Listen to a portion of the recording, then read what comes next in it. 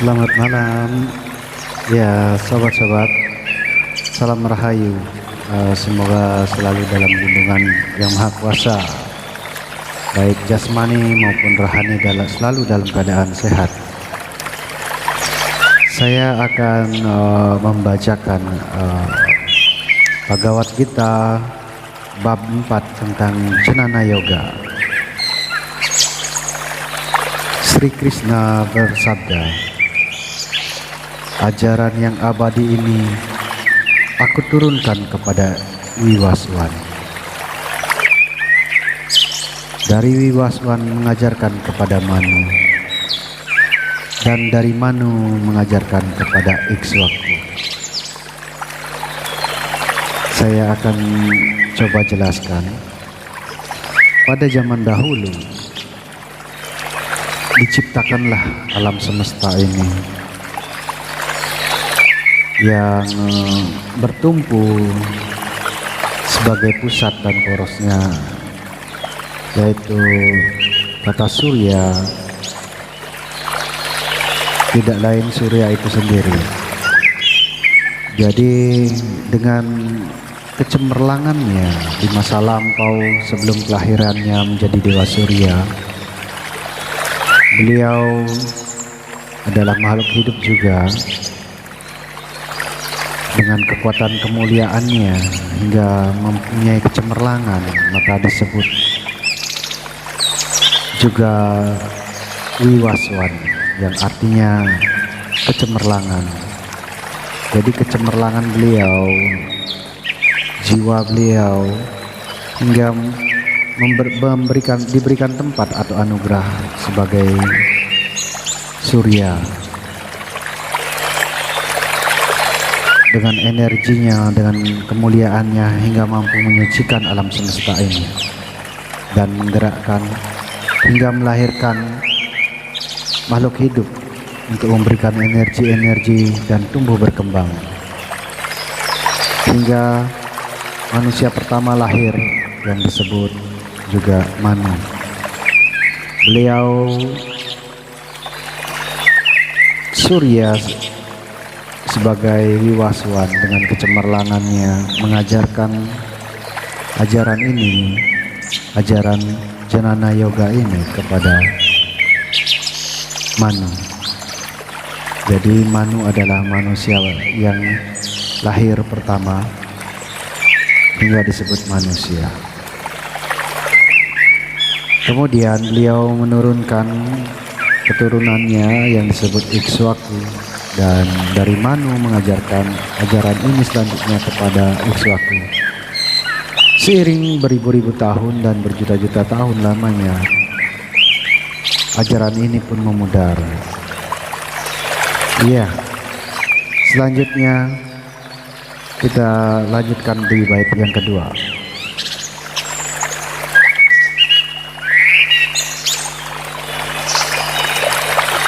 Oh Arjuna, demikianlah diteruskan turun-temurun para raja resi mengetahuinya ajaran ini lenyap di dunia bersama dengan berlalunya masa yang amat panjang. Seperti yang saya jelaskan tadi, ajaran ini sudah sangat lama. Selanjutnya Sri Krishna bersabda, yoga yang tua itu pula lah yang kuajarkan kepadamu sekarang, sebab engkau adalah pengikut dan kawanku. Sesungguhnya ini sangat rahasia. Rahasia di sini dimaksudkan artinya hanya diberikan kepada orang-orang yang benar-benar meyakini tentang ajaran Weda itu sendiri. Orang-orang yang sangat menginginkan kebebasan dan tanpa keterikatan. Itu yang dimaksudkan rahasia.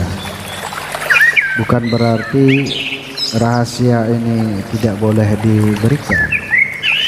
Hanya diberikan kepada orang yang benar-benar ingin atau berniat mencapai kebebasan. Sesungguhnya dengan mendengarkan cerita ini saja, orang itu harus mendapatkan kesempatan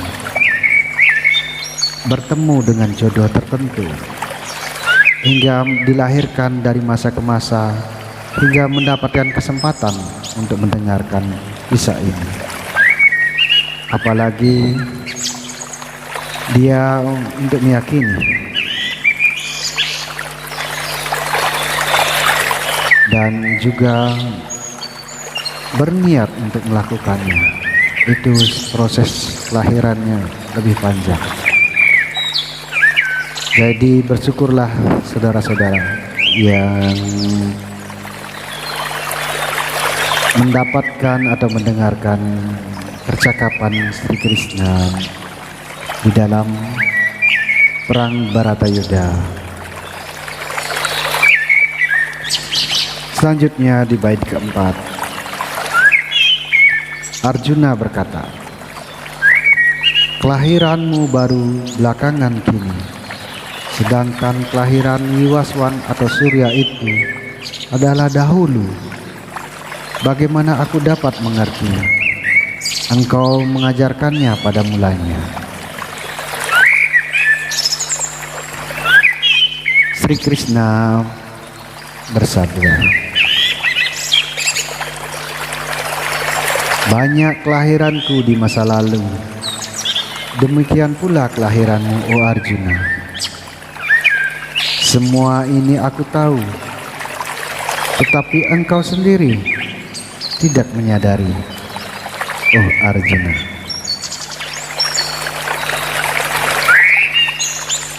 Walaupun aku tak terlahirkan, kekal, aku adalah Iswara dari semua makhluk.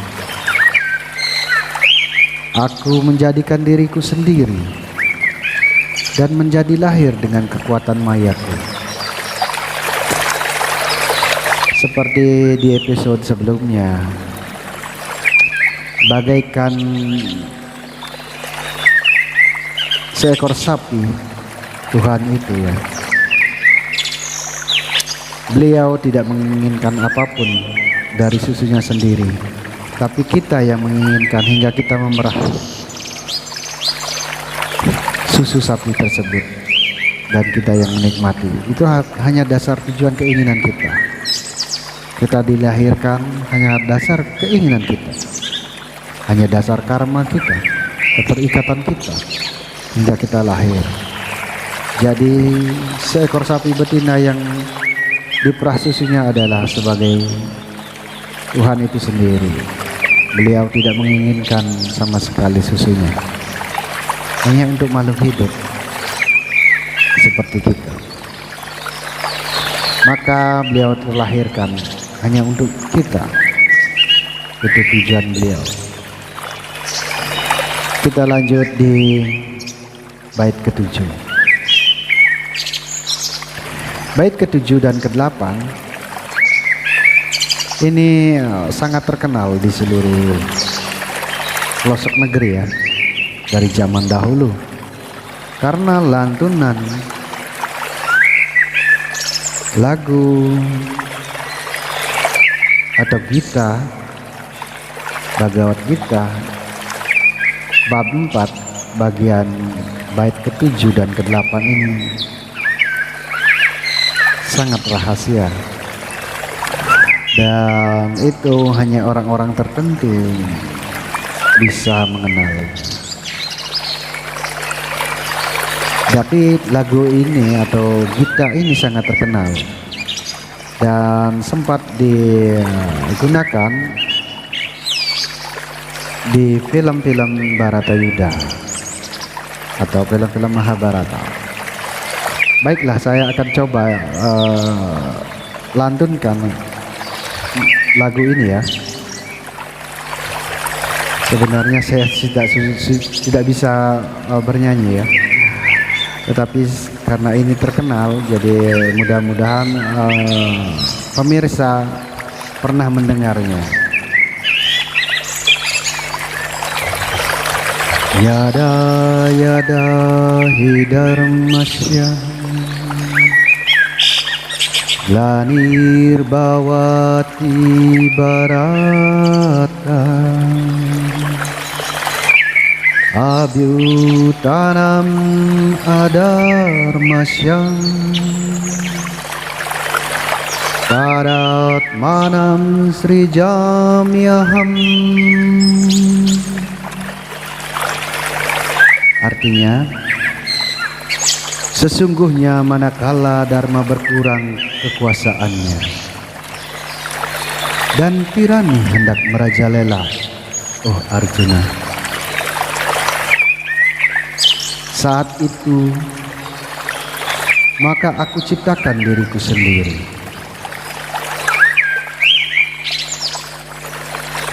Dan selanjutnya di bait ke-8,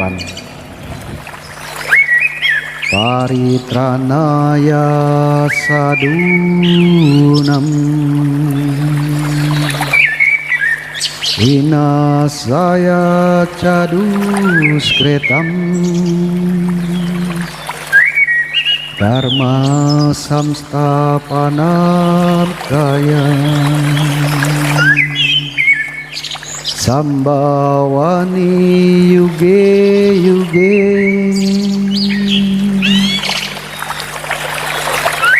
Artinya, untuk melindungi orang-orang yang baik dan untuk memusnahkan orang-orang yang jahat, aku lahir ke dunia dari masa ke masa untuk menegakkan hukum alam semesta.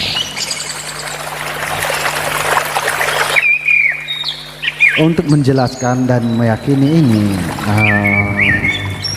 memang sangat berat ya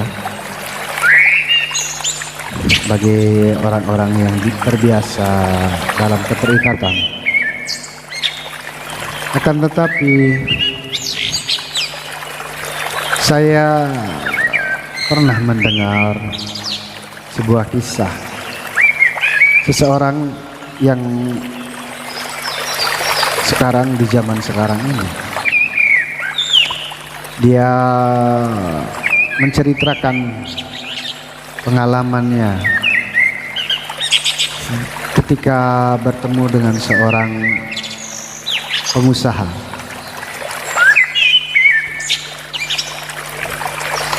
Jadi saya sedikit menjelaskan dan menerangkan kisah ini. Pada waktu itu adalah seorang pengusaha yang kaya. Dia memiliki sebuah shopping center atau ya anggaplah toko yang mewah ya, toko yang besar. Dia di atas pertokoannya membangun di lantai kedua, dia membangun sebuah tempat peristirahatan, dan berikutnya di lantai berikutnya tempat-tempat untuk melakukan aktivitas misalnya relaksasi, bersantai, atau juga melakukan gerakan-gerakan yoga, tempat sana, tempat olahraga gitu istilahnya. Terus di bagian yang teratas dia membangun sebuah tempat. Jadi dia mengajak temannya, sahabatnya, dan sahabatnya ini seorang spiritualis secara alamiah, ya otodidak. Dia memiliki kemungkinan karena kebaikannya masa lalu, entah karma yang terdahulu, hingga dia mempunyai kemampuan otodidak untuk ajaran-ajaran spiritualis. Nah, sahabatnya ini diajak melihat karena dia seorang yang mempunyai sesuatu keunikan. Dia diajak naik ke lantai paling atas oleh pengusaha ini. Di lantai yang paling atas itu dia melihat tempat-tempat suci ya, melihat tempat suci yang seperti kuil ya, seperti ya beberapa tempat-tempat yang indah lah ya, yang disucikan. Dan di sana ada beberapa patung yang dia lihat. Dia tertarik ada salah satu patung, yaitu patung Brahma. Padahal orang ini, pengusaha ini, dia bukan orang penganut Hindu ya. Akhirnya sahabatnya ini bertanya, dan sahabatnya ini pula dia bukan mempunyai keyakinan Hindu. Hingga dia bertanya, mengapa kamu bisa membangun atau menempatkan patung Brahma di sini? Ini kan bukan keyakinan. Pengusaha itu menjawab,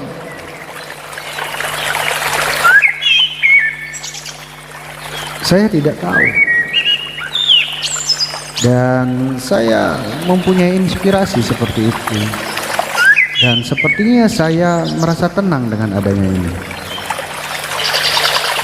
Dan itu sangat mempengaruhi juga ya, katanya, dengan kehidupan saya di masa lalu. Tapi ya, pengusaha itu tidak menjelaskan semuanya karena itu mungkin personalnya. Sahabatnya tertarik hingga menanyakan itu karena sahabatnya ini memiliki kemampuan dan dia memiliki kepekaan, karena dia melihat aura yang memancar dan dia merasa sejuk sekali di sana. Aura itu seperti sinar, katanya dia. Sinarnya itu cemerlang, gemerlapan. Jadi dengan demikian dia memohon izin kepada pemiliknya atau temannya ini yang pengusaha ini. Kalau begitu bolehkah saya melakukan interaksi di sini dengan beliau? Oh silakan, jawab pengusaha. Saya sangat senang karena ini memang saya juga sering melakukan hal itu di sini. Jadi mulai sedikit terbuka. Karena kemungkinan beda keyakinan hingga dia juga si pengusaha ini padahal juga tidak bukan keyakinan dari keluarganya. Dan yang di temannya ini juga bukan mempunyai keyakinan sebagai Hindu juga. Ya. Makanya dia agak sedikit tertutup. Jadi begitu temannya, sahabatnya ini ingin berinteraksi, dia sedikit membuka. Tanpa sengaja dia membuka. Iya silakan. Saya juga sering melakukan hal itu. Jadi sahabatnya mulai melakukan interaksi dengan beliau dengan berdoa, kemungkinan dengan bahasa mereka sendiri. Karena Tuhan Yang Maha Esa atau Sang Hyang Widi Maha Tahu. Akhirnya di dalam interaksi itu dia melakukan komunikasi sebuah pertanyaan.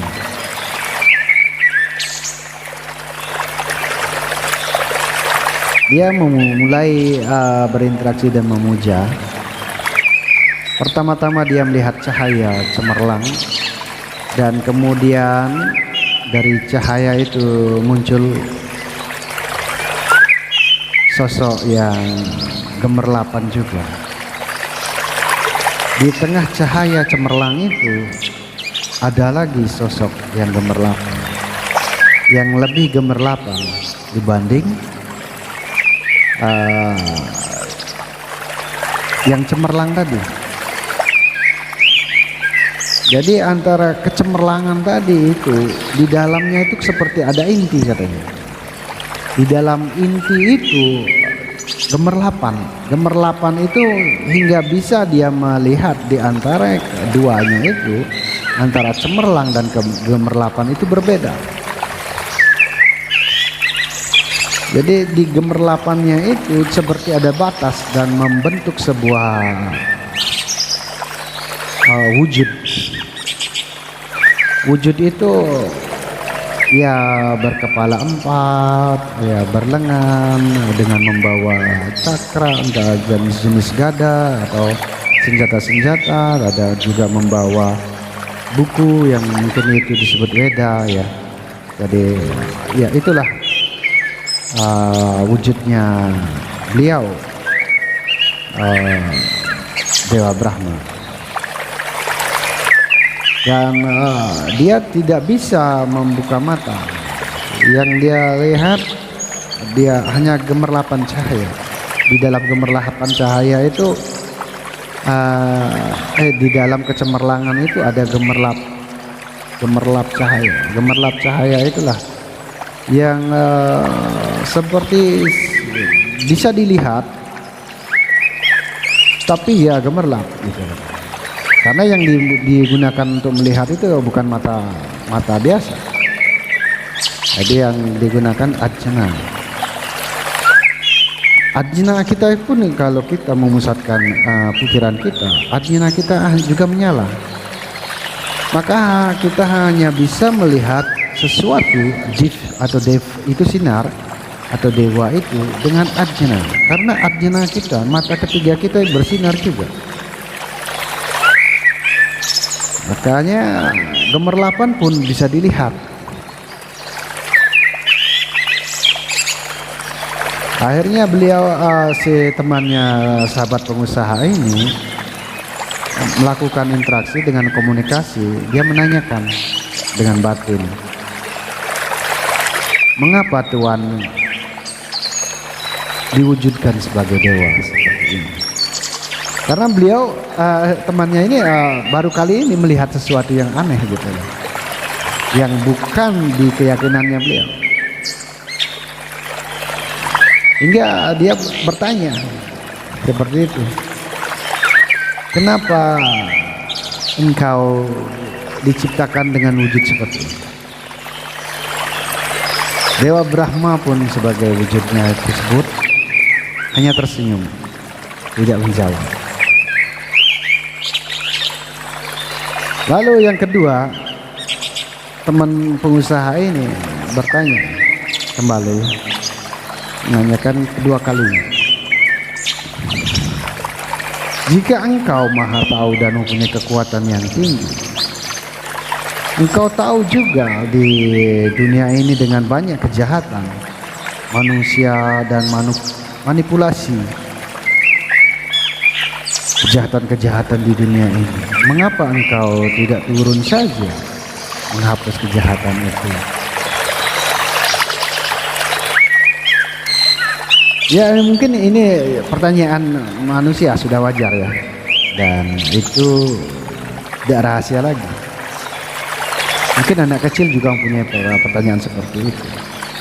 Enggak, kalau dia berdebat anak-anak itu sampai aku adalah Tuhan, ayahku Tuhan gitu, seperti itu. Jadi ya akhirnya dia hanya bersuara, suara melalui seperti interaksi ya, susah ya kalau suara ya kayak vibrasi aja yang dia dimengerti oleh si teman pengusaha ini. Ya saya ucapkan aja dengan kata-kata ya, karena cerita ini saya dengar juga dari seseorang. Akhirnya bersabda, aku akan lahir dengan kekuatan. Jika ada kejahatan yang sebanding dengan kekuatan, ya itu menandakan ya seperti hukum alam semesta. Jadi hanya jawaban itu yang dia dengar, dan selanjutnya cahaya itu sangat gemerlapan dan tidak bisa ditolerir lagi. Dan si ini memutuskan untuk kembali ke alam atau ke dimensi biasa, normal. Lalu dia menceritakan kepada sahabatnya atau pengusaha ini kembali apa yang dialami. Sahabatnya hanya tersenyum saja, tidak menjawab apapun. Jadi hukum alam semesta seperti itu ya.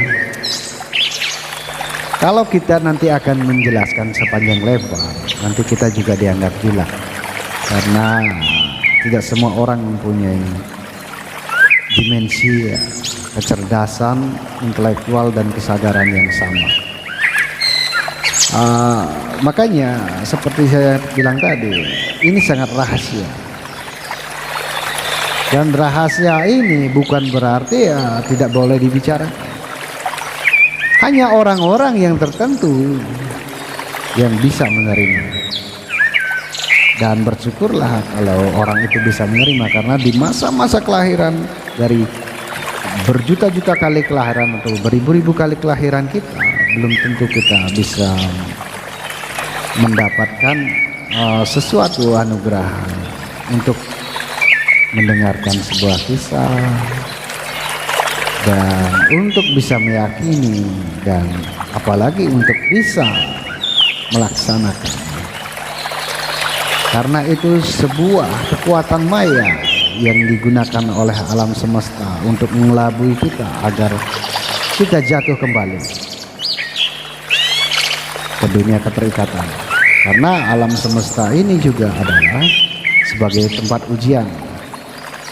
Itu adalah salah satu ujian agar kita betul-betul mempunyai keinginan untuk mencapai kebebasan dan melepaskan keterikatan itu. Walaupun saya atau kita sendiri mendengarkan kisah ini, belum tentu kita meyakini. Dan walaupun kita meyakini, akan tetapi kita juga susah melepaskan keterikatan. Karena itu kekuatan maya alam semesta ini, pengaruh negatif ini mengikat kita sesuai dengan kekuatannya mereka masing-masing. Seperti hukum alam semesta yang diucapkan oleh Brahma. Aku akan lahir dengan kekuatan maya itu. Jika ada kekuatan yang sebanding untuk melawan itu. Jadi ya sama seperti baterai ya. Baterai kalau memang masih full itu tidak akan bisa dicas. Makanya akan memerlukan waktu durasi. Ketika dia berkurang positifnya, maka akan negatifnya yang bertambah. Maka untuk penyetaraan itu butuh kekuatan juga lagi sedikit saja.